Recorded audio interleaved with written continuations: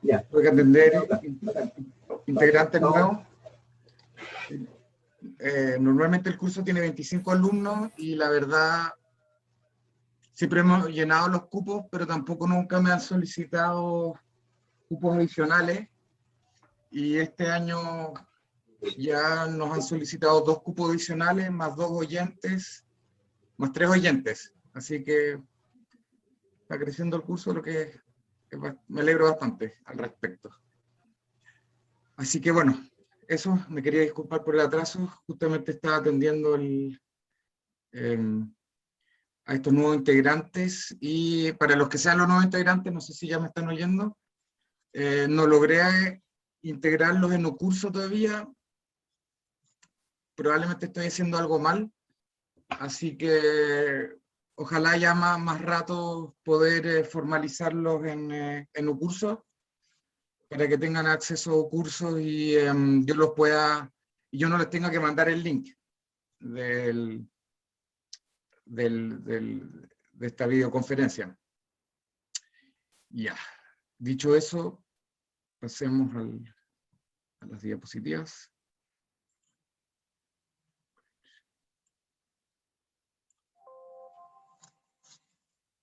Ya, perfecto. ¿Se ve? Sí, profe, se ve. Ya, entonces vamos a...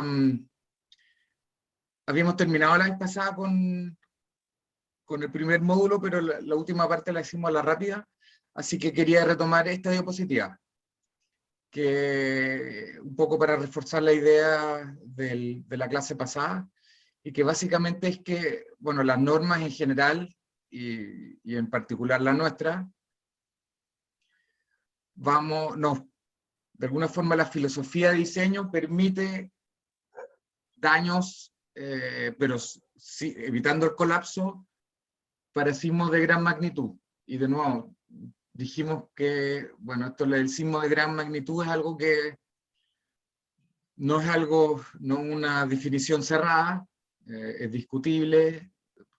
Yo le estoy poniendo ahí un valor, más o menos 7,5, pero no lo tomen como un valor estricto. Y lo mismo que, al menos para el caso chileno, obviamente no podemos permitir daños para sismos de magnitud moderada, porque, lo dijimos la vez pasada, la frecuencia es muy alta de los sismos moderados en Chile. Entonces económicamente no sería viable en nuestras vidas si es que cada ciertos meses tenemos daño en nuestra vivienda. Así que por eso nuestras normas exigen de que eso no suceda. Ahora, como conceptos generales, nosotros esto ya también es una definición, vamos a decir que un edificio de albañilería no dañado se acepta que se comporta elástico linealmente. O sea, mientras que no esté dañado, tiene un comportamiento lineal. Luego, la respuesta sísmica de un edificio de albañilería reforzado, dañado, es no lineal. O sea, una vez que esté dañado, ya no es lineal. Es lo contrario, básicamente. Y luego, ¿de qué depende la respuesta de un edificio de albañilería? Bueno, de las características del sistema estructural, configuración y estructuración, las propiedades dinámicas del edificio, el material, obviamente, los refuerzos y el detallamiento, y las condiciones del lugar en que se ubica el edificio. Entonces, vamos acá desgranando un poco. Profe, ¿Sí? ¿y cuál sería un edificio de albañilería reforzado? ¿Cuál es ese refuerzo? Que eso lo vamos a ver más adelante, pero vamos a diferenciar entre armado y reforzado, ¿ya? En general así lo hablamos, o sea, así lo hablamos lo definimos en este curso. Pueden haber otras definiciones y en otros países lo llaman de otra forma, pero nosotros vamos a hablar de 3 tipos de albañilería. La no reforzada o no armada, la reforzada y la armada. ¿Cuál es la diferencia? La no reforzada o no armada es obvio, no tiene ni un elemento de reforzamiento, sobre todo no tiene acero, ¿cierto? En su interior. Ahora, ¿cuál es la diferencia entre la reforzada y la armada? La reforzada va a ser, la armada va a ser aquella que cumpla con los requisitos normativos, ¿ya? Si cumple los requisitos normativos es armada. Ahora, hay albañilerías intermedias que puede que tengan refuerzo, pero que no sea el refuerzo suficiente o adecuado. Entonces, a esas las vamos a llamar reforzadas. Sobre todo hay edificios, las primeras albañilerías, como en los años 50 y 60, justamente corresponden a albañilerías reforzadas, pero no armadas como la entendemos hoy en día. O sea, el refuerzo básicamente es insuficiente para lograr un desempeño al que nosotros al menos aspiramos hoy en día. Un ejemplo que les tengo, así que yo vi de cerca, por ejemplo, es la Embajada de Perú, que no sé si ahora es ex Embajada de Perú porque la iban a vender como edificio. Esa estructura es una albañilería confinada de los años 30, pero creo que se terminó de construir el 41, y es una albañilería confinada. Acuérdense que hablábamos que una albañilería confinada tiene vigas y columnas, pero esas columnas, el refuerzo de esas columnas es muy endeble. Tiene los diámetros de las columnas es muy chico, el tamaño de las columnas es muy chico, los estribos no están reforzados en la parte baja y en la parte alta de la columna. Entonces, si bien es confinado, por lo tanto reforzado, no llega a ser armado, no cumple con la normativa actual. Eso. Me extendí un poco en esta explicación porque es muy importante para lo que viene más adelante, ¿ya? Ahora, volviendo a los puntos de estos, vamos a ir un poco desgranando. Miren, las características del sistema estructural. Configuración, estructuración. ¿A qué atiende más o menos? ¿A qué creen que está atendiendo este punto? ¿Qué propiedades de una estructura conforman esto? Configuración, estructuración. Así el sistema de muro, de marco. O sea, obviamente es de muro. Sí, sí. Como... ¿Sí? Sí, es un poco la estructuración. ¿Y la configuración qué sería? ¿Cómo los dispongo? Exacto. En el fondo es la planta de la vivienda o del edificio. ¿Dónde van los muros? ¿Cierto? Esa es una configuración. Y estructuración es lo que tú dices, y a veces también se entiende como la elevación, dónde van las ventanas, dónde van los vanos en el fondo. Esa es la configuración y estructuración. O sea, es algo propio de la estructura. Después tenemos las propiedades dinámicas. ¿Qué es lo que define las propiedades dinámicas en una estructura?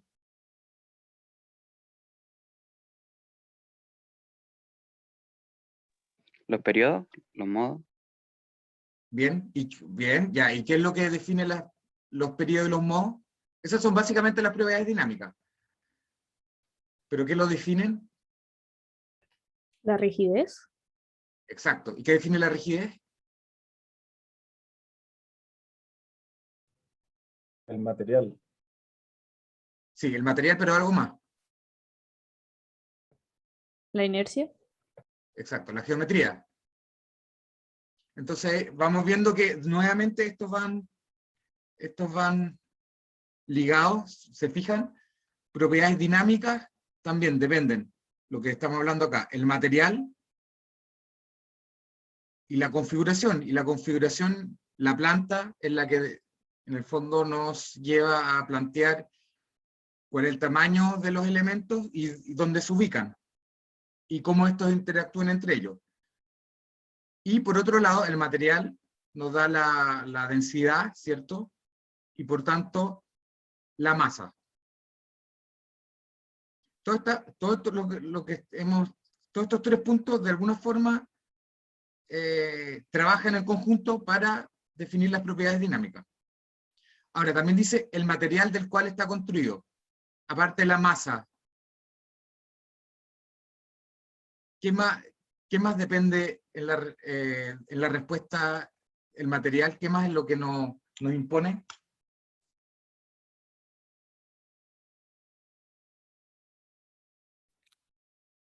¿La elasticidad del material? Sí, la elasticidad es la que después impone la rigidez, pero algo más. Cuando estemos hablando de la respuesta. Les doy un hint, por ejemplo, elástico o no lineal. ¿Qué es lo que el material nos está imponiendo ahí?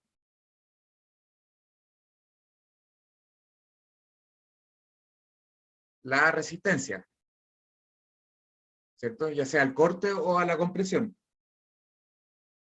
La respuesta, si es por ejemplo lineal o no lineal, va a depender en qué rango estemos de la capacidad del material. Entonces el material, por un lado, nos da la rigidez, por otro lado nos da la densidad, y por último también su resistencia. Después, los refuerzos y el detallamiento del sismo. Esto es más bien directo. ¿Cómo influyen? O mejor, ya, de nuevo, ¿en qué influyen entonces los refuerzos y el detallamiento? Lo hablábamos en la clase pasada.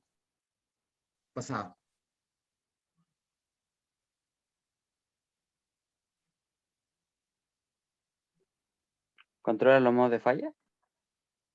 Va por ahí. Es después del daño en la albañilería. ¿Qué pasa después? Es igual que en el hormigón. ¿Qué pasa después de que se agrieta el hormigón? Fluye la armadura. Exacto. Entonces, los refuerzos y el detallamiento son los que prácticamente definen cómo va a ser el comportamiento post alcanzar el rango lineal. En otras palabras, nos define la ductilidad o la capacidad al desplazamiento post-pique, ¿cierto? Y por último, las condiciones locales del lugar en que se ubica el edificio. ¿Cuál es la diferencia? A ver, no, primero, ¿y qué estamos hablando en este último punto? ¿A qué nos estamos refiriendo? Voy a encender la luz, que estoy muy oscuro.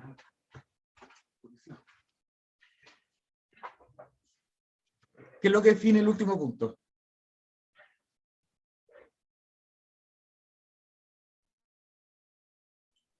Podría tipo de referirse. suelo, puede ser. Sí, La zona eso. sísmica. exacto. Muy bien, es básicamente eso.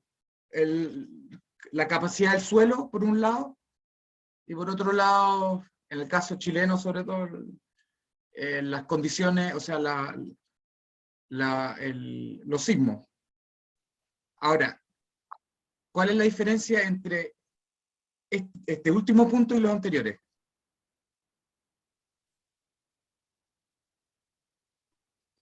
Que es como, no depende de nuestra estructura.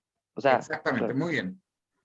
Todos los primeros, ¿cuántos son? 4 puntos son intrínsecos a nuestra estructura y son básicamente decisiones nuestras, ¿cierto? Nosotros las podemos imponer, al menos si nosotros estamos diseñando.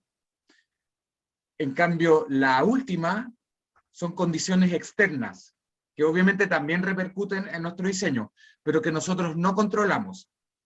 Entonces, básicamente, estos son condiciones internas y estos son solicitaciones externas. Eso es lo que las diferencia. Y todo esto, en su conjunto, define la respuesta sísmica. Bueno, habiendo terminado con esto, vamos a proseguir ahora con el segundo bloque.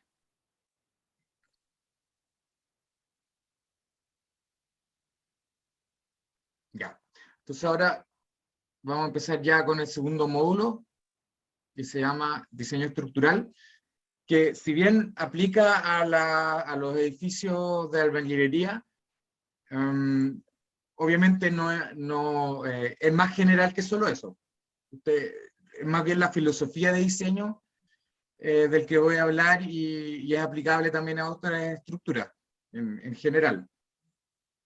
Ahora, como le decía yo en la primera diapositiva, siempre me gusta un poco dejar poner una imagen que un poco invite a la discusión.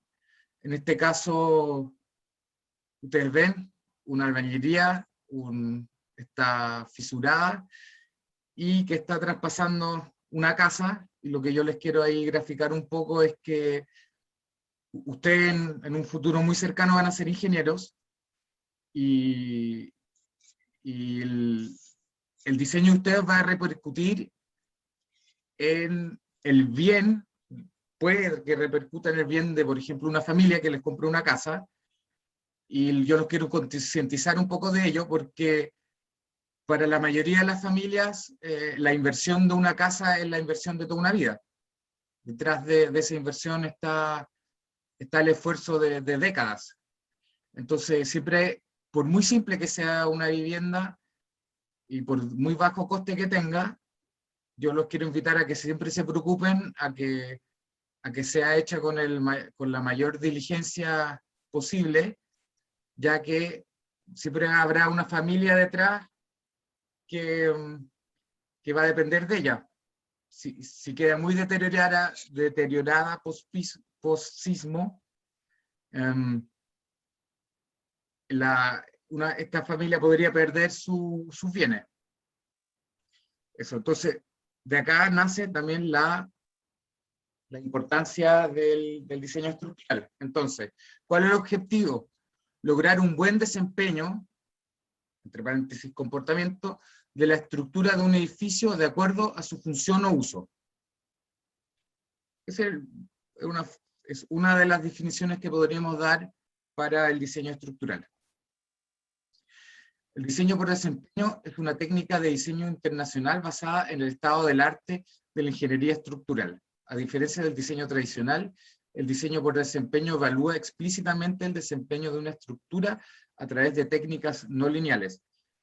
Esto puede ser aplicado para análisis de vulnerabilidad sísmica de estructuras existentes, refuerzo de estructuras existentes, análisis de proyectos complejos, dar mayor flexibilidad arquitectónica, posibilidad de diseño, no contemplados en los códigos y normas. Esto es de René Lagos Engineers. Ustedes, no sé si conocen esa empresa, es de don René Lagos, que lamentablemente falleció, si no me equivoco, el año pasado.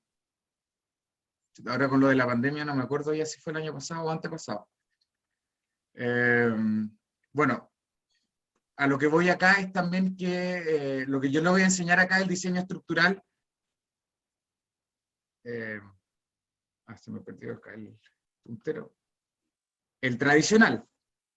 Pero que hoy en día también ya estamos yéndonos más al diseño por desempeño, que en el fondo es que yo de antemano defino niveles de uso o de función, por ejemplo, normal, sismo moderado, sismo severo, y para cada uno de esos estados yo realizo mi análisis y obviamente ya considerando la no linealidad. Y bueno, esto ya viene hace rato elaborándose en la Chicina, pero entiendo que todavía no ha sido ni pasado a un código ni a una guía técnica. Entonces, ¿cómo estructuramos un edificio o de qué se compone? Primero que nada tenemos los elementos horizontales y verticales. Los horizontales tenemos las losas y vigas, y como elementos verticales resistentes tenemos los muros y las columnas. Y obviamente también tenemos las fundaciones, y todo en su conjunto es lo que genera lo que nosotros llamamos la estructura del edificio, la vivienda. Normalmente también, y esto lo quiero resaltar, en edificios de casa o edificios de albañilería, normalmente el último piso es liviano. Rara vez se hace de un material pesado, de losa, digamos, losa de hormigón. Entonces, ¿qué entiende por un buen desempeño? Lo que vamos a entender. Primero que nada, control de daño. Evitar el agrietamiento en los muros ante las acciones externas de ocurrencia normal lo que habíamos hablado, sismos moderados recurrentes, y obviamente también el peso propio, las sobrecargas de uso, y ya había dicho, los sismos frecuentes o moderados, de modo de garantizar la continuidad de funcionamiento. Luego, el agrietamiento de los muros está controlado por la capacidad resistente de la albañilería. Resistencia a la tracción de la albañilería, es decir, por la adherencia mortero-unidad y la resistencia a la tracción de la unidad. ¿Qué es lo que estamos diciendo? Que la capacidad resistente, ¿quién lo controla? Solamente la albañilería. Eso en cuanto al diseño. Para controlar el daño de un edificio, se debe controlar la calidad de los materiales y la cantidad de muros que soportan las acciones. Esto es la cantidad de muros, lo vamos a ver más adelante, sobre todo en la norma 1928, cuando estemos hablando de la albañilería armada. En comparación con el hormigón, yo entiendo que en hormigón la norma no nos impone cantidad de muros, sino que simplemente se diseñan de acuerdo a las fuerzas que tomen. En albañilería hay un cierto mínimo de muros que se exige para que una estructura sea viable. Por eso acá la cantidad de muros. Y por último, al producirse el agrietamiento de un muro, se produce un fuerte deterioro de la rigidez del muro. Esto después también lo vamos a ver en más detalle, pero esto es súper importante.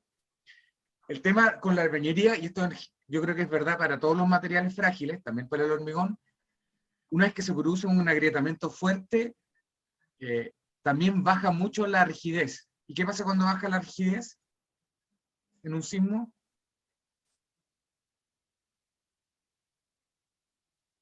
¿Cómo responde la estructura? Con un mayor desplazamiento. Exactamente. Ahora, ¿ustedes hicieron ya les tocó hacer ensayo en laboratorio?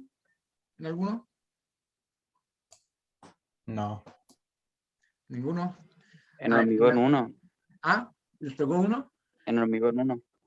Alcanzamos a ver ¿Qué es cómo lo que se testearon? reventaba una viga. Ya, una viga, muy Una bien. viga. Ya. Un movimiento sísmico, ¿es un movimiento rápido o lento? Rápido, ¿cierto? Y la viga, Sí. supongo que la ensayaron, fue más lento el ensayo, ¿cierto? Sí. Ya. Cuando ustedes después graficaron los resultados,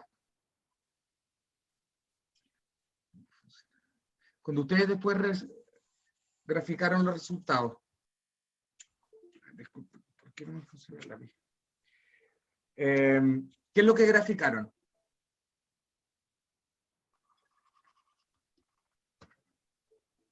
Por alguna razón no- O sea, las curvas básicas, la de tensión de formación. Exactamente.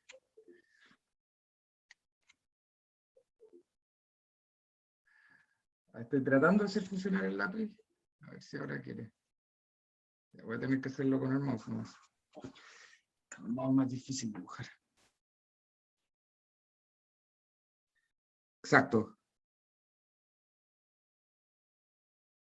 Ustedes grafican el delta versus sigma, o si estamos hablando de tensiones, no, disculpe, si es delta, es versus fuerza.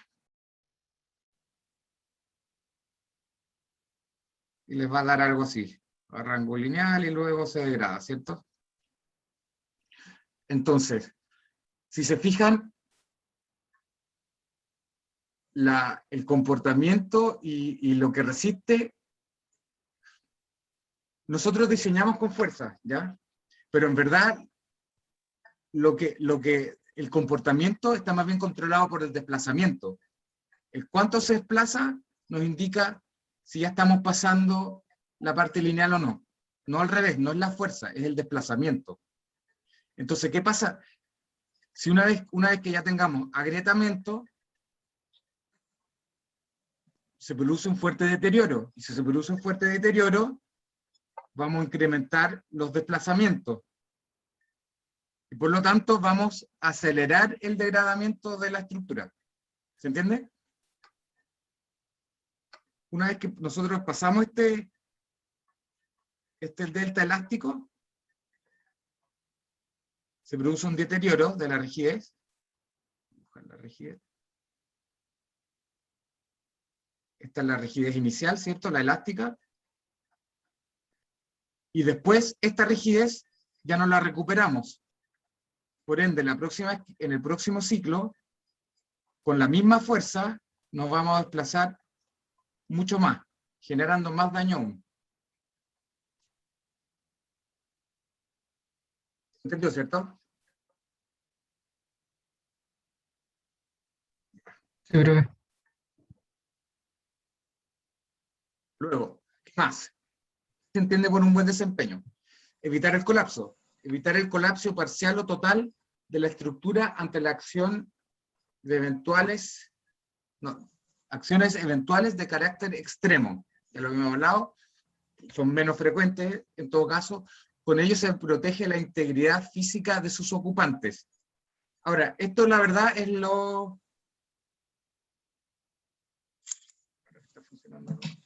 Esto de acá es lo políticamente correcto. Pues yo creo que en los últimos años también nos hemos dado cuenta que si bien la integridad física de las personas es importante, también lo es los bienes. Porque obviamente también nos hemos dado cuenta, yo creo que en Chile, que cada gran sismo que tenemos también nos lleva a daños multimillonarios en cuanto a bienes.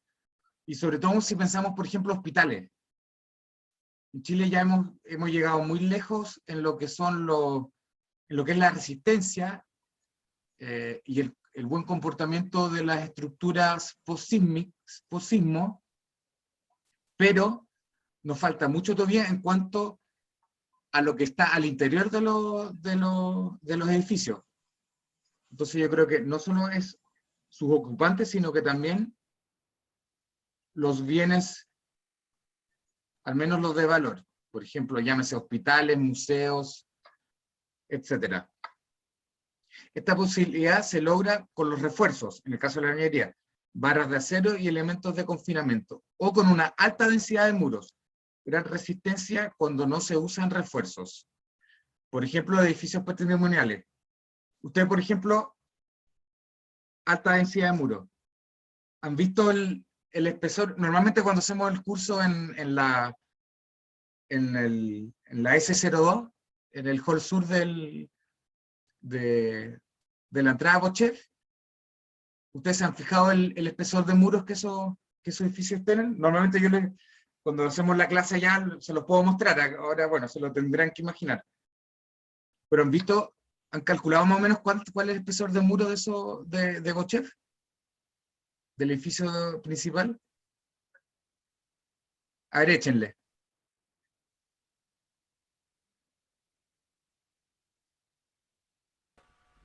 ¿90 centímetros?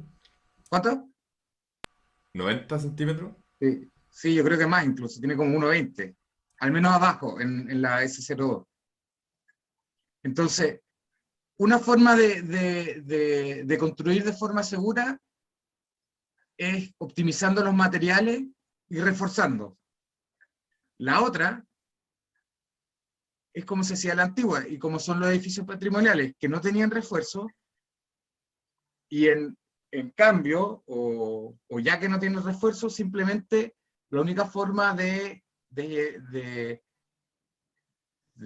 asegurar que no vaya a pasar nada es alta densidad de muros, y muros muy grandes, muros muy gruesos. Ahora, ¿por qué eso funciona? Alta densidad de muros.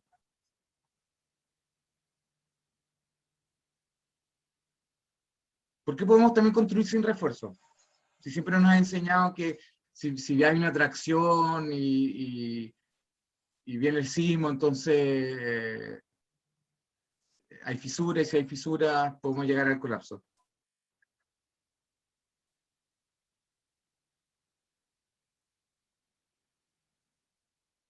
¿Qué pasa si tenemos muchos muros? Sí, me ¿Es más imagino. rígido? ¿Es más rígido? Sí. Está tangencialmente ligado a la respuesta, pero no necesariamente. Yo me imagino algo de que estarán como sobredimensionados, entonces como que se ocurre algo, va a seguir funcionando, pese a que tenga la grieta, me imagino algo así. Ya, iba muy bien hasta el último que dijiste, la grieta. Puede ser que como ¿No es más sabría? rígido, hay menos desplazamiento y eso implica que va a haber menos como demanda de tracción en los muros. Exacto. ¿Y qué pasa si, exacto, muy bien, ya, es eso, eso. ¿Y qué pasa si si esa demanda es más baja? Lo acabamos de hablar en la diapositiva anterior.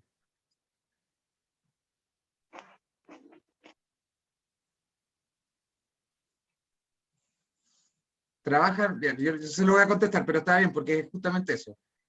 Si la densidad es muy alta, las tensiones quedan en el rango elástico. Si estamos en el rango elástico, no tenemos fisura, y si no tenemos fisura, no tenemos daño. Y tampoco riesgo de colapso. Entonces, si ustedes hacen algo muy robusto, a tal nivel de que las demandas no llegan a sacar de la zona de confort a la estructura del rango elástico, no se va a ver dañada, y al no estar dañada, obviamente no le pasa nada. Esa es otra filosofía de diseño. ¿Cuál es el problema de esa filosofía de diseño? Que es riesgosa igual, porque el momento que ustedes sí la traspasen, llegan, la degradación es tan rápida que también rápidamente llegan al colapso. Y si algo se ha visto, y lo vamos a ver más adelante en algunas fotos, normalmente también se agrietan. O sea, esto funciona pero a media. Entonces no es muy recomendable. Eso. ¿Alguien tiene algún comentario? Yo vi que alguien más quería decir algo.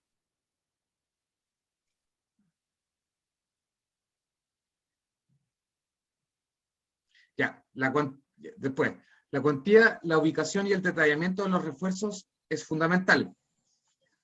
Eso cuando ustedes, nuevamente, si es que tienen un edificio con refuerzo, avenida con refuerzo. Ante este tipo de acciones, los muros de la albañilería se agrietan, por lo cual la contribución de la albañilería a la resistencia se ha agotado y se ha degradado en parte importante. Es lo que habíamos dicho. Una vez que se agrieta, la albañilería prácticamente ya no es capaz de adicionar o de sostener las tensiones. Ya, comentarios respecto a lo anterior. Aun cuando las dos condiciones destacadas están dentro del objetivo perseguidos por las normas de diseño en la actualidad, se ha podido comprobar que ellas no satisfacen las expectativas de los usuarios de estas obras civiles en las últimas décadas. Un poco lo que les comentaba en la clase anterior. Experimentalmente se ha observado que el nivel de daño estructural es función de los valores que alcanzan las deformaciones, lo que justamente hemos hablado. Lo que pasa es que las normas trabajan con fuerza, pero de nuevo, funciona, es una filosofía de diseño, pero mejor aún sería diseñar con deformaciones. Ahora, ¿por qué no tampoco es tan importante? Porque si ustedes piensan bien, la NSH 433 nos limita justamente las deformaciones. En parte es justamente eso. Si limitamos las deformaciones, limitamos una gran degradación de rigidez, y por consecuencia también limitamos la magnitud de los daños. Entonces, que alcancen las deformaciones cuando actúan las acciones externas. De este modo, tanto la extensión como el ancho de las grietas en un muro se incrementa conforme su deformación aumenta. De nuevo, al igual que la viga. Entre más la deformemos, más se va a agrietar.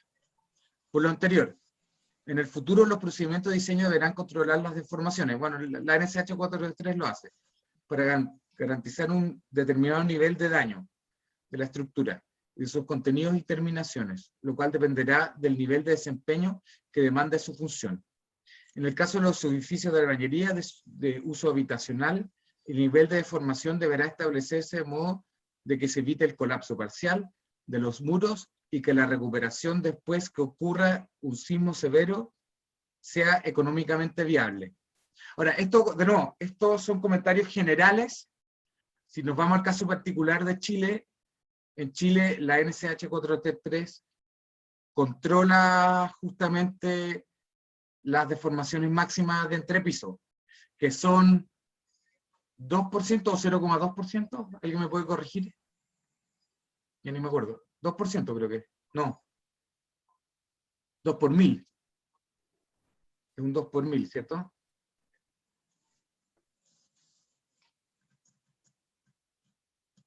¿Cuál es la pregunta, profe? ¿Cuál es la limitante que pone la NCH 433? De 2 deformación por 1000. entrepiso. Sí, Sí, 2 por profe, 1000. estaba bien, 2 por 1000. 2 por 1000 parece, ¿cierto? Ya. No me acordaba si era 2% o 2 por 1000. Ya, perfecto. Ahora, en el caso ya de una vivienda de albañilería, ¿cuáles son los típicos daños que uno observa? Por un lado, bueno, tenemos las grietas diagonales, las típicas. Estas las conocemos también del curso de hormigón. ¿Qué genera las grietas diagonales? Normalmente en un ¿Corte? muro. Corte. El corte, exacto. Después, ¿qué tenemos? Vaciamiento fuera del plano. ¿A qué se debe esto? Bueno, a la inercia fuera del plano de los muros cuando le llega un sismo transversal. Grietas verticales en la esquina. ¿A qué se debe esto? Al desprendimiento de fachadas. También. Por la misma acción fuera del plano del muro. Entonces, esto es dentro del plano, acción dentro del plano, acción fuera del plano.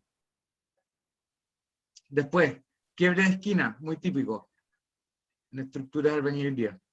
Es por el trabajo conjunto que no están haciendo bien los muros. Y se genera esta acá. Colapsos de muro al interior. De nuevo, en este caso, también es por vaciamiento. Desplazamiento del apoyo de techos. Muchas veces los techos, como son livianos, si no van bien apoyados y no tienen posibilidad de juego, ahí donde se apoyen, se ha visto que a veces caen. O el techo se echa entera o parte del techo, las tejas. Ahora una teja, ojo, una teja que se caiga puede matar a una persona. Entonces cuidado también con eso. Y por último tenemos las cornisas. Yo creo que detenerme acá y lo vamos a ver más adelante. Las cornisas es probablemente el elemento que más fatalidades ha causado en los sismos chilenos. Sobre todo en el pasado. ¿Qué es la cornisa? La cornisa es este elemento que normalmente esconde el techo cuando uno ve la fachada desde la calle. Y simplemente un voladizo que va más allá del techo. Y estos elementos, como están en la altura, y se llevan más inercia, tienen más aceleración ahí arriba, normalmente, y están menos reforzadas, se hacen con menos cuidado, con menos detallamiento. Muchas veces estas han fallado y las personas, al salir corriendo de las viviendas, justamente durante los sismos, mientras que esté temblando, les ha caído la cornisa encima y justamente han muerto porque una cornisa puede pesar probablemente 70 o más kilos, 200 kilos, 400 kilos, y obviamente puede matar a una persona. Así que ojo con las cornisas, vamos a hablar más adelante más en detalle de ellas. Ahora ya vamos a empezar a una parte más entretenida del curso, que vamos a ver varias fotos y varios casos de daños, para ir un poco entendiendo cuáles son las buenas prácticas y no, cómo se comportan las estructuras de la albañilería, y después, gracias a esto, gracias a ver cómo se han dañado las estructuras que están en general mal diseñadas. La mayoría de los ejemplos que vamos a mostrar son justamente no acorde a normas y por eso han tenido daño. Ustedes van a entender el por qué las normas piden ciertas cosas. Justamente las normas piden detalles que evitan lo que vamos a ver ahora a continuación. Ahora, esto es una casa de bloque de hormigón, ¿se acuerdan que hablamos de ellos?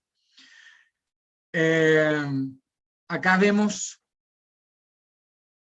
un muro con la típica grieta en diagonal, ¿se fijan? ¿Por qué creen que se generó este daño de acá? En esta fachada. Y le voy a dar un hint, es por rigidez. ¿Por qué falló ese muro? Y de tal forma.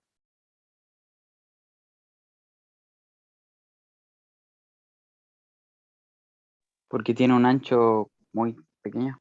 Sí, sí. ¿Con respecto a qué?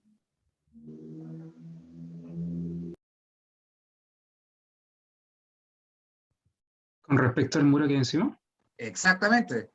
Exacto. El primer piso es mucho menos rígido que el segundo. Entonces el segundo básicamente pasa a ser masa. Este, obviamente, cuando este entre en el rango no lineal, empiece la degradación de este muro todavía va a estar muy lejos de llegar a ese nivel. Por ende, ¿quién tiene que fallar primero? El muro de abajo. ¿Y es conveniente eso? ¿No? No, pues, no es conveniente y por lo tanto también es un daño inaceptable. Este es un problema de diseño, básicamente. Ahora, acá tenemos otro ejemplo. No sé si ustedes lo alcanzan a ver bien. Supongo, ¿ustedes ven bien nítido las diapositivas? Sí. ¿Qué, Sí, le- sí. qué le- qué les llama la atención en esta imagen? Que se hizo Como como un un hoyo. hueco. Hay un hoyo, sí. Pareciera que no hay refuerzo. Hay algún refuerzo, parece que hay un refuerzo acá vertical y uno acá. Hay este refuerzo acá, ¿qué pasó acá? El horizontal. Se cayó junto con el pedazo de muro. Sí, se cortó. Esa es la clave, se cortó. ¿Se fijan acá? Un corte bien nítido. Entonces, ¿qué es lo que pasó acá?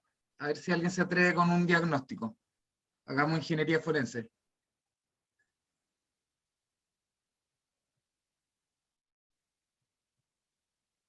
Probablemente, ¿por qué se cortó? ¿O por qué se corta? O también en el hormigón, ¿por qué se puede cortar en una vara horizontal?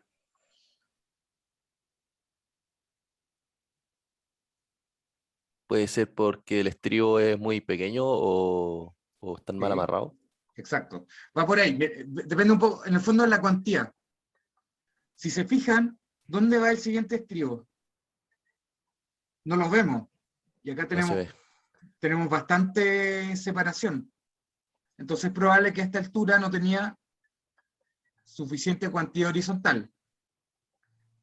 O era muy pequeño, y si aceptamos estas separaciones deberíamos haber usado un mayor diámetro de barra, ¿cierto? Y hay otro fenómeno, y eso lo vamos a ver cuando veamos los materiales, que lamentablemente este tipo de acero, el acero de las escalerillas, no es el 420, el que ustedes conocen del diseño de hormigón, es el 50, A50, A50-56 creo que se llama. Tiene una mayor fluencia, pero es frágil, mucho más frágil del 420, no es tan dúctil. Y como acá, se fijan que lleva un elemento transversal, este se une por soldadura, y las soldaduras siempre introducen una fragilidad en el acero. Entonces, también muchas veces se cortan, porque en esos puntos de acá, es muy frágil el acero. Y justamente eso ayuda a que se corte. Ahora, otro ejemplo acá. Tenemos dos ejemplos. Este es el mismo condominio, la misma villa. De nuevo, ¿qué es lo que pasó acá? ¿Dónde se acumuló el daño? Primer piso. En el primer piso. ¿Los segundos cómo están? Están Están intactos. intactos. Intacto. Intacto. ¿Qué significa? Ahora, este edificio en particular no tiene mucha simetría. en ese sentido está bien,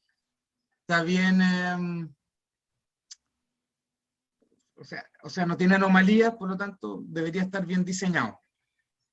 Ahora, eso ya nos vamos a adelantar un poco. ¿Por qué se da esto? Bueno, porque ¿dónde el corte es mayor? En la estructura. No estructura, En la base. en la base, pues. Entonces también es esperable que el daño se acumule en la base. Es algo que cae de cajón y es algo que sucede, o sea, eso es así. Ahora, de nuevo, este es el mismo condominio, pero en otro edificio. ¿Qué es lo que tuvimos acá?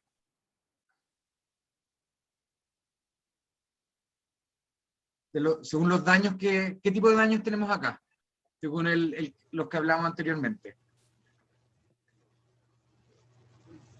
Lo primero que nada, contésteme otra cosa. ¿Qué tipo de edificio es este? ¿Qué tipo de albañilería? ¿Confinada? Confinada, muy bien. ¿Qué tipo de daños podemos observar acá? En la albañilería. ¿Cómo se llama este? Es, ¿cuál?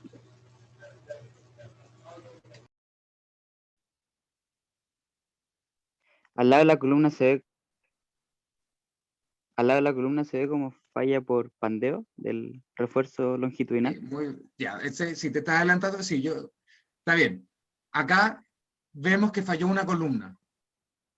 ¿Observan algo en la columna? No sé si se alcanza a ver, pero ¿lo pueden intuir? Sí, está corta. Y se comió todo el estribo.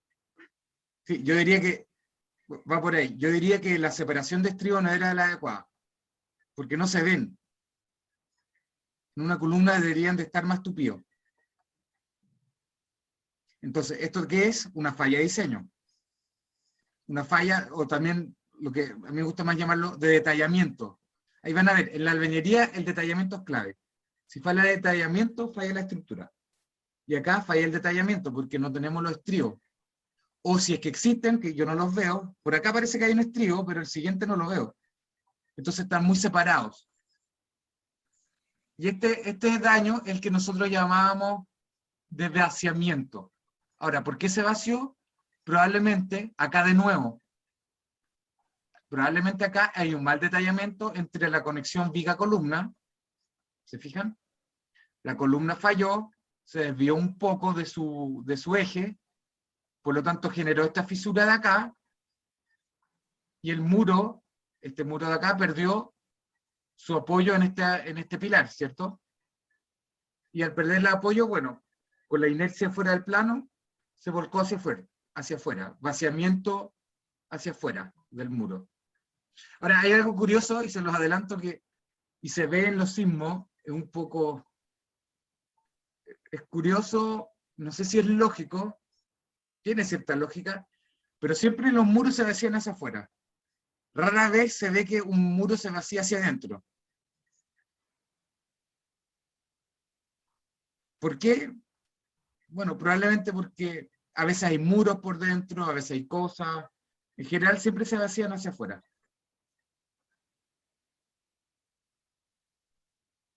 Lo que le estaba indicando. Acá, otro ejemplo más. ¿Qué tipo de edificio es este?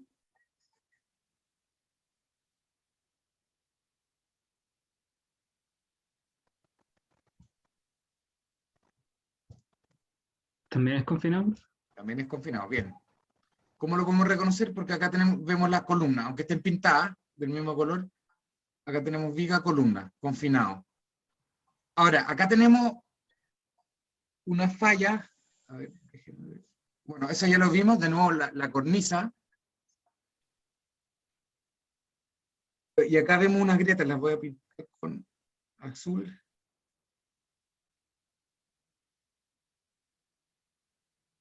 Y acá también tenemos algo así.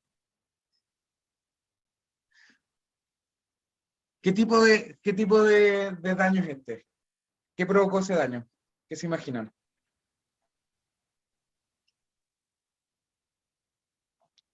¿Corte? Ya. Pero este es el último piso. ¿Tú crees que en el último piso se haya generado tanto corte? Ah, no, no, no, no. Deformación. ¿Disculpa?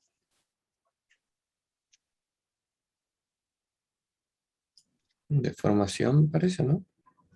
Sí, pero ¿y hacia dónde?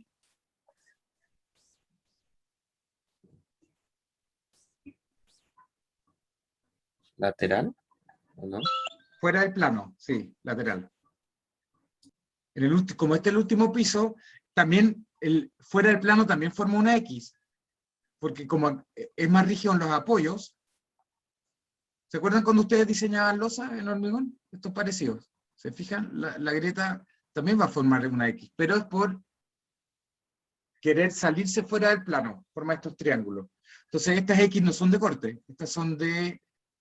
Lo que pasa es que no terminó el vaciamiento, no se alcanzó a vaciar, pero generó sí las grietas.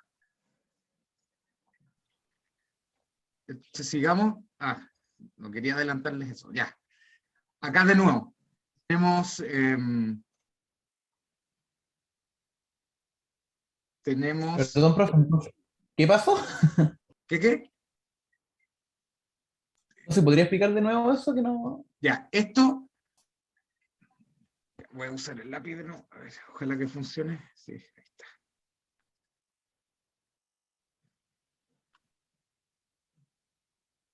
Cuando ustedes... Voy a usarlo. Cuando ustedes tienen grietas, vamos al ejemplo anterior. Cuando ustedes tienen este tipo de grietas, X, y en el primer piso normalmente se debe a una solicitación cíclica en el plano del muro. ¿Estamos de acuerdo? Perfecto. Pero, por ejemplo, en un edificio de 3 pisos, claramente la instrucción nos dice que el corte, arriba el corte es muy bajo, es muy, muy bajo, en un tercer piso. Sí. Y al igual que se ve en esta foto de acá, el daño normalmente por corte se acumula en el primer piso. Entonces, sería raro pensar que estas grietas de acá se deban a corte. En cambio, estas probablemente se deben a acción perpendicular al muro. El muro, por inercia, dentro del plano, dentro de un confinamiento del muro, quería salirse hacia afuera.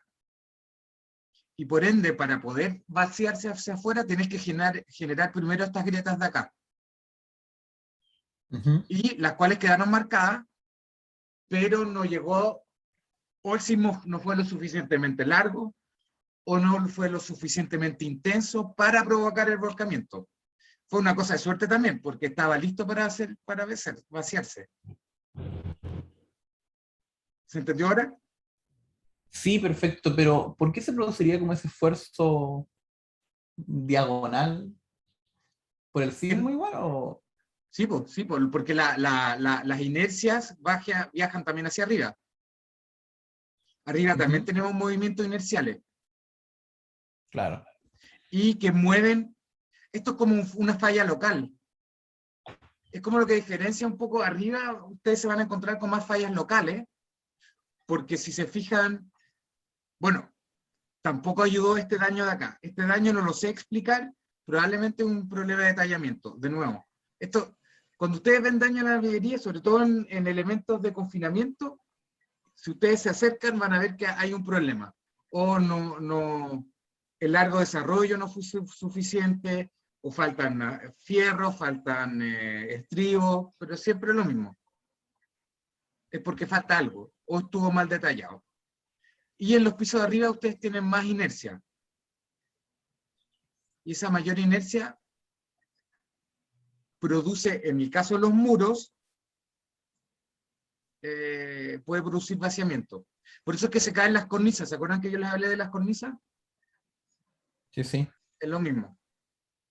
Ahora, ¿por qué no puede ser? Porque hay menos masa acá arriba. Entonces, como les decía, localmente, para la resistencia de este muro tiene gran masa, pensándolo solo localmente.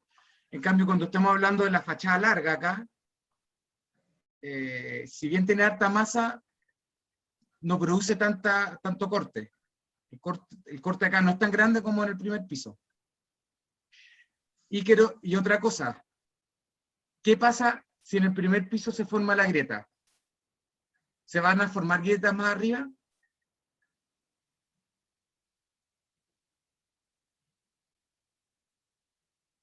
Una vez que se hayan formado las grietas abajo. El caso que estamos viendo acá. ¿Se van a producir debería, grietas en el tiene que segundo y ir tercer abajo. piso? No, no creo. No debería. No. Una vez que se agrieta el primer piso, los pisos de arriba pasan a ser masa. No aportan ni una resistencia. Porque ya producimos acá la degradación. ¿Quién es el que más se va a desplazar? El elemento más flexible. Y si todos los elementos son iguales, ¿cuál es el más flexible? El que ya tiene daño.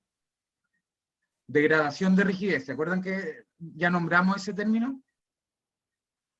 Una vez que se degrada la rigidez, por eso es que vamos a hablar tanto de eso en este curso. Una vez que se degrada la rigidez, pasa a ser el elemento no lineal, y el elemento no lineal es el que toma todo el desplazamiento. No es que los otros no se desplacen, pero se desplaza muy poco en comparación con el que ya se degradó. Ahora de nuevo, en este ejemplo, se fijan acá, lo mismo. Tenemos una columna, no le veo los estribos. Después vamos a ver, los estribos es una cosa fundamental que les pide la norma,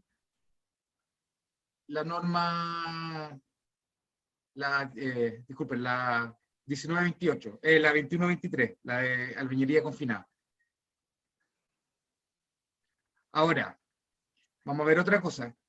¿Dónde está la grieta acá? En este muro de acá, en este primer piso. ¿Dónde están las grietas? En la parte superior del muro. ¿Y por qué?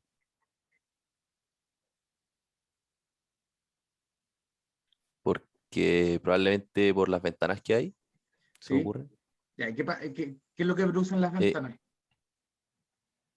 Las esquinas de los vanos como en la parte más como complicada. Ya, pero, como... ¿qué producen los vanos en comparación con la parte inferior? Menos rigidez con el piso en relación al piso de arriba, lo que tiene arriba, la masa que se mueve arriba. Sí, y por ende, y como el corte tiene que bajar por acá, va bajando, ¿cierto? El corte. ¿Dónde es el corte mayor? ¿Acá abajo o acá, en este elemento? La primera sección. En esta sección de acá, ¿cierto? Porque tenemos menos área. A esta altura tenemos menos área que acá abajo. Entre más área, menos corte. Tensiones de corte. Entre menos área, acá tenemos menos muro, mayor tensión. Por ende, usualmente cuando hay abertura, fallan los muros más cortos, o menos largos, digámoslo así.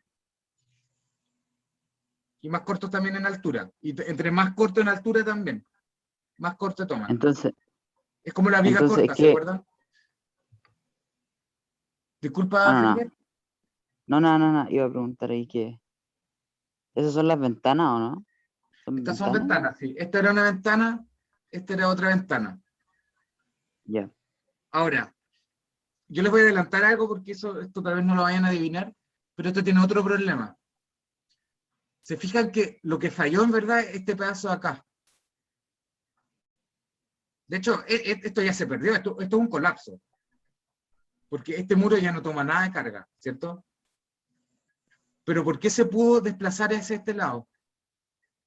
Porque acá no tiene columna. ¿Se fijan? Si hubiese tenido una columna, tal vez igual se hubiese generado la fisura. Pero no se podría haber desplazado lo que se desplazó este bloque de acá. Y eso es algo que exige la norma 2123. En cada vano, la norma exige poner un elemento vertical. En este caso, no es un elemento armado. ¿Se acuerdan que hablábamos? Está reforzado, sí, tiene refuerzo, pero no está armado según lo que disponen las normas. Falta acá un elemento vertical y acá también. ¿Se fijan? Acá pasa lo mismo. Se perdió todo el machón. ¿Por qué? Porque le falta este elemento de acá, vertical. Profe, Y esto una lo podemos duda, ver acá. Acá no se ven los pilares. profesor, ¿Sí? que ¿por qué pasa eso de que hay edificios que están fuera de norma? Porque se Muy supone buena que pregunta. está todo como Sí, muy buena pregunta. revisado. A ver, es complicado. A ver, hay muy... A ver, veamos caso a caso. Mira, primer caso, la data de cuándo se construyó. La norma, la primera, hoy ni me sé cuándo es la primera. Pero la primera tampoco, la primera norma tampoco traía todos estos detalles que le estoy contando. Entonces yo creo que si es sub año 85 por ahí, la exigencia eran otras, no exigían pilar en todos lados, entonces ya, ¿por qué? Respondiendo a tu pregunta, el por qué, bueno, una es si es que es previo a lo que actualmente es la 21-23 y la 19-28, que es por ahí por los años 89, salió la última versión ya definitiva, digámoslo así. Después vamos a ver que después se hicieron cambios, pero son muy leves. En verdad nosotros venimos construyendo igual desde los finales de los 80, ¿ya? Entonces, uno es el dato. Dos, en la construcción antes estoy hablando hace, también un dato que no sea ciencia cierta, serán 25 años atrás, 30 años, tal vez incluso menos, no existía la ITO, o la ITO no era obligación. Ustedes entienden lo que es la ITO, ¿cierto? La Inspección Técnica de Obra. Sí, La ITO es algo muy importante y algo que tiene Chile y muchos otros países latinoamericanos no tienen. Y yo creo que la ITO empezó a hacer la gran diferencia entre construir bien y seguro y construir a medias. Y esa es la verdad de las cosas. Porque en el momento que a las obras se integraron a una persona externa que no forma parte de la empresa que está construyendo, ni de la constructora, por lo tanto no hay intereses creados, ni conflictos de interés, eso permitió subir la exigencia, y cada vez que no se cumpla algo normativo, o que esté fuera del proyecto, la ITO es la que pone el grito en el cielo, y eso ayudó a mejorar muchísimo la seguridad de las construcciones. Entonces yo creo que la ITO también es una gran diferencia, es pre-ITO o post-ITO. Ahora, no todas en Chile sigue habiendo, hay construcciones con ITO y algunas que no. Cuando no se tiene ITO, cuando son muy chicas. En el fondo hay como un cierto tamaño de obra a partir de la cual se tiene la ITO, no sé si se tiene o se exige. Yo no conozco al detalle la OCUP, qué es lo que dice cabalmente al respecto, o cuándo se exige la ITO. Y tercero, ya es un tema constructivo. O simplemente los ingenieros diseñaron mal, o los ingenieros diseñaron bien, pero los constructores construyeron mal. Así que yo diría que, así a modo rápido de responderte, yo creo que esas son las mayores razones. Entonces, rescatemos de tu pregunta lo siguiente, que cuando ustedes se enfrentan a un edificio existente, obviamente se tienen que fijar en esas aristas. ¿Es pre o post hito, tuvo hito o no? Y de cuándo data en el tiempo que se construyó. ¿Cuál era la exigencia? Probablemente no son las actuales si es muy viejo el edificio, si ya tiene muchos años. Eso, muy buena la pregunta, me gustó. Ahí de nuevo, lo que ya habíamos hablado. Sondeo de los refuerzos verticales por falta de estribo. Y ahora ya es tenemos un caso de 1983, ¿se fijan? Y uno del 2010. ¿Dónde falló? Profe, le hago una pregunta. Sí, por supuesto. Es que en la lámina anterior estaba escrito, no sé si tenía alguna razón o no, pero eso que dice ladrillo, cerámico, hecha máquina. O sea, ¿tiene una razón importante de ser que la haya puesto ahí o es como un dato nomás? Sea bien importante. No, es más bien un dato, ¿ya? Un hecho a la causa. Pero es importante en el sentido que también hay muchas viviendas, sobre todo más antiguas, que fueron hechos con los ladrillos fiscales. ¿Ya les comenté lo que es el ladrillo fiscal? El ladrillo, Creo que no. No. el ladrillo fiscal es un ladrillo, a ver, el ladrillo hecho a máquina, usualmente, esto es usual, hay muchos tipos, hay muchas formas, nosotros ya vimos algunos. Ladrillo fiscal hecho a máquina, normalmente cerámico, podrá tener un hoyo si es armado para que pase el fierro, y después tiene algunos hoyitos para que sea más liviano, ¿cierto? Y lo importante es que está hecho a máquina y quemado en hornos y visto por al lado es algo así. ¿Cierto? No, disculpe. Voy a buscar acá, ya voy a rayar un poco. Es como así, ¿cierto? Es un ladrillo hecho a máquina. El ladrillo fiscal es un ladrillo más bien hecho a mano, más artesanal, quemado en hornos con leña, o sea, no hay un control de calidad detrás de ellos, y son sólidos. Si usted los ven de arriba, no tiene hueco. Y ese ladrillo tiene mucho menos resistencia que el ladrillo cerámico.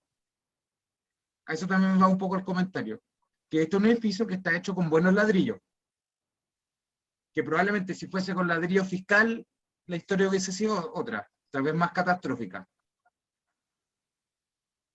Sobre todo fuera hacia el sur se ve mucho ladrillo fiscal. También, no solo viviendas, también bodegas, todo tipo de estructuras, iglesias. Entonces el ladrillo fiscal es el ladrillo más artesanal, y el hecho a máquina uno lo considera como un ladrillo un poco superior en calidad. Al menos tiene control de calidad en su manufactura. Ahora acá lo mismo, tenemos la falla de un primer piso entero, es lo que ya habíamos hablado. ¿Por qué? Porque en el primer piso se acumulan los daños, el corte es mayor y por lo tanto también el daño, por lo tanto falla por acá primero. Y vemos que claramente acá hay un problema de refuerzo, ¿se fijan? Acá están los refuerzos. Algo falló en el detallamiento, miren. Y esto es algo que vamos a ver en la norma. Acá, bueno, parece que hay un fierro, no sé si está. Pensaba que no estaba. Pero probablemente no es suficientemente grueso. Y acá esto en el 2010 lo mismo. Fíjense. El edificio debería estar acá. Y terminó acá atrás. Y esto, aunque ustedes no lo crean, esto es lo que quedó del primer piso. 30 centímetros. De hecho, es más, fíjense acá. Este es el pilar. ¿Qué es lo que falló? Acá hay otro pilar, ¿se fijan acá atrás? Algo falló, esto es una albañilería confinada, por ende, y algo falló entre la conexión viga-columna, y por ende, al perderse esa conexión, perdimos todo el edificio.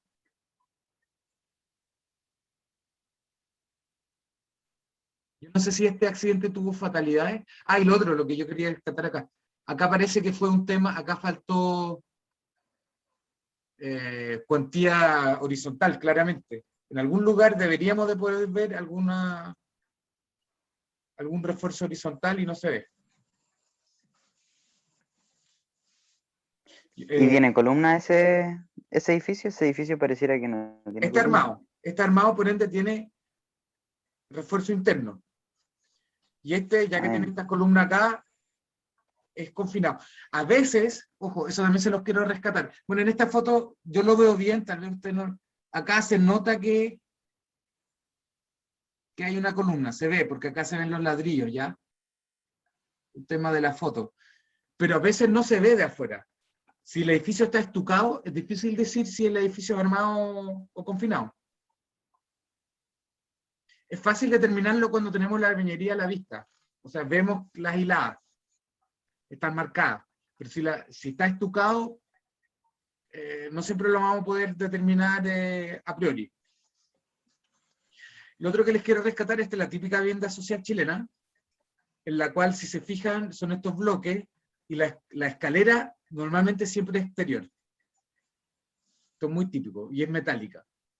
Una estructura aislada y que no va acoplada al edificio. Por eso es que tampoco el edificio se llevó la escalera. Van a tope nomás, están dilatadas. Esto es muy, muy típico en la vivienda social chilena. Daños, más daños.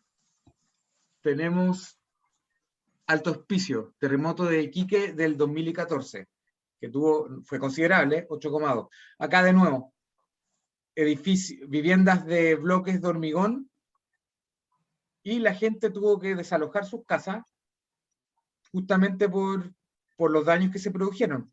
Ya no querían volver, porque imagínense, ustedes ven esto en sus casas, después de un terremoto de magnitud 8,2, ya nadie va a querer volver, pues. De nuevo, acá el mismo problema. Machón corto, mucho muro en el segundo piso. Y nos observan armaduras horizontales. Y si es que están probablemente muy espaciadas. Acá de nuevo, un muro interior, fisurado, acá también. Y acá parece, como esta fisura es muy horizontal, pareciera que hubo deslizamiento. O sea que una hilada respecto a la otra se resfaló. El deslizamiento necesita mucha energía, mucho menos energía para activarse que una grieta horizontal. Eso lo vamos a ver después cuando veamos ensayos. El deslizamiento es el peor de las fallas porque requiere de muy poca energía o fuerza, digámoslo así, de muy poco corte, y lo que básicamente indica que el mortero es malo, que el mortero no logró pegar una hilada respecto a la siguiente. ¿Y por qué se desliza siempre abajo? Porque abajo tenemos el mayor corte. Pasó por ahí el corte y pasó soplado por la primera junta. Acá creo que esta es una de las últimas imágenes. Acá de nuevo, esto es un edificio en Melipilla y tiene fisuras diagonales. Y si se fijan acá, de nuevo, ¿cuál es el problema? Ya lo habíamos visto anteriormente. ¿Cuál es el problema acá? Ya lo vimos. ¿Qué es lo que pasó acá? Al primero que nada, ¿qué tipo de edificio es? De albañilería. Confinada también, ¿no? Confinada. ¿Y qué es lo que pasó? ¿O qué es lo que está mal? El mismo problema de que tenemos menos área para soportar los Sí, procesos de corte. machones cortos. Ahora, eso no es necesariamente un problema. ¿Cuándo es un problema?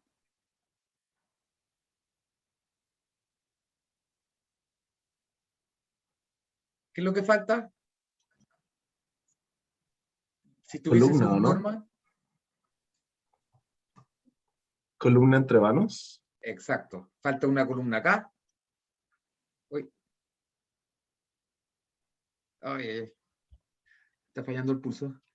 Y una columna, yo podría ir acá, pero después tendría que ir acá y yo la pondría acá nomás. Si yo estuviese diseñando. Y Profe, falta uno. ¿y puede repetir cuál es una estructura de albañilería confinada? Sí, por supuesto, la confinada.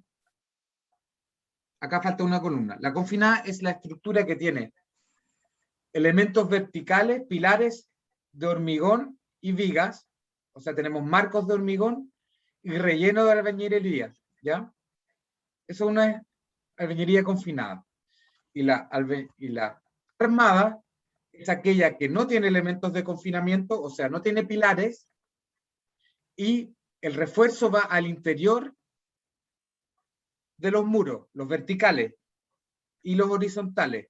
En cambio, la confinada, únicamente los elementos de hormigón llevan acero y usualmente no llevan refuerzo en su interior. Ah, súper. Gracias. Yo hoy voy a subir el primer módulo, y ahí está, tienen ya el resumen de más o menos qué es lo que se le exige a la armada y por otro lado qué es lo que se le exige a la confinada. Profesor, ¿Dónde falló acá también? Bueno, ahí en la conexión, ¿se fijan? Esta es una de las últimas, creo. Ya, este es un edificio Ñuñoa. Estos son armados porque no tenemos columnas. Y yo diría, se nota que acá, bueno, acá tiene daño, ¿cierto? Se formó algo así. ¿Por qué se formó así? Bueno, porque acá, ya me acuerdo cuál es la idea de esta diapositiva. ¿Cuál es el tema acá? Como nos queda poco tiempo, lo voy a adelantar yo. Normalmente, en este tipo de edificios, lo que se hace, muchas veces, en el primer piso, esto los dueños muchas veces después de un tiempo lo transforman en puertas de acceso o para salir al patio. Entonces, lo que se ha hecho históricamente es construirlo en material liviano. Y se fijan que acá no es liviano, pero ustedes se fijarán que acá no es continua la librería. Acá tiene una especie de corte, una dilatación, etc. Ahora, entonces, si ustedes acá construyen con material liviano, acá ustedes también, lo ideal sería que en elevación no sea disparejo, no sea asimétrico, y ustedes también dilatan acá arriba estos elementos. Y este elemento también debería estar dilatado, y si se fijan, este elemento no está ni dilatado, y probablemente igual es rígido. ¿Qué provocó eso? Acortamiento en este muro. Y probablemente no fue diseñado así. Probablemente el calculista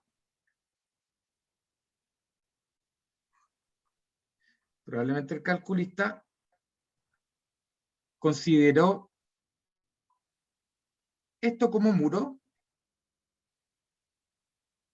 ¿cierto? Porque esto iba a ser dilatado. Pero si esto no está dilatado, en verdad nosotros lo que generamos es un muro acá que toma más corte. Y si no fue diseñado para este corte de este submuro, obviamente se daña. ¿Se entendió, no? Por ende, ojo, si algo se dilata, de verdad tiene que estar dilatado, no puede estar a tope y no puede ser rígido.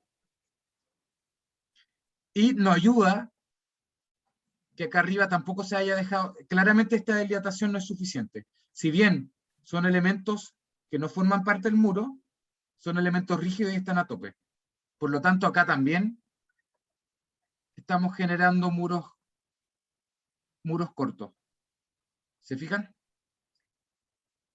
Así que también acá probablemente hubo un problema de diseño o estaba bien especificado y bien diseñado, pero el constructor le cambió este parapeto acá por un elemento que no debería ser. Profe, ¿Fijan? Eso es lo que quería destacar. profe, hay una duda en el chat. ¿Qué Una dice la pregunta. duda? ¿Me la pueden leer, por favor? Dice, profesor, en un vano de una albañilería confinada, el borde horizontal inferior debe llevar un elemento de hormigón armado. En el vano inferior, en la parte inferior del vano, ¿se debe llevar un elemento de refuerzo? Sí. Claro, esa es la pregunta. Muy buena pregunta. Eso ya es detalle que también vamos a ir viendo después cuando entremos al diseño con la 21-23, pero sí, como ya les había adelantado, obviamente, por ejemplo, esta ventana de acá debería tener un pilar, ya lo dijimos, vertical al lado del vano. Y también la norma, y se debería construir, debería llevar acá una vigueta. Son como unas vigas más chicas. En la parte inferior del vano de una ventana es menos exigente que esta viga de acá, por ejemplo, pero sí lleva un pequeño elemento de hormigón y que también es reforzado, o sea, es de hormigón armado. Sí, entonces, siempre los vanos van a estar confinados. Hay excepciones, lo vamos a ver cuando hablemos de la norma, si las aperturas son muy chicas, por ejemplo, la ventana de un baño, si cumple ciertos criterios, no se le exige la columna ni el refuerzo horizontal. Pero en general sí. Sobre todo con el tamaño de ventana como la que estamos viendo acá. En este diseño también falta, ¿se fijan? Esa vigueta horizontal. Por ejemplo, y esto es lo último, hablamos de este caso. Si ustedes tienen este caso de acá, yo esto no lo diseñaría en albañilería. Yo esto lo hubiese hecho con algún material liviano. No tiene sentido hacer algo tan chico en albañilería. Ustedes mejor se quedan con este vano grande, ¿se fijan acá? Y si quiero generar esta ventana, bueno, le hago acá abajo algo de algún otro material, algún tipo de tabique o algo así. Vamos a dejar la clase hasta acá porque en la próxima clase vamos a empezar con las etapas de un diseño estructural. ¿Alguna otra consulta? A ver, otra cosa en el chat. Gracias, ok. Ya pues. Nos vemos la próxima semana entonces, día martes. Gracias, profe. Nos vemos. Chao, profe, gracias. Chao, gracias. Chao, profe. Un fin de... Chao. Chao, chao. Nos vemos. Chao, chao.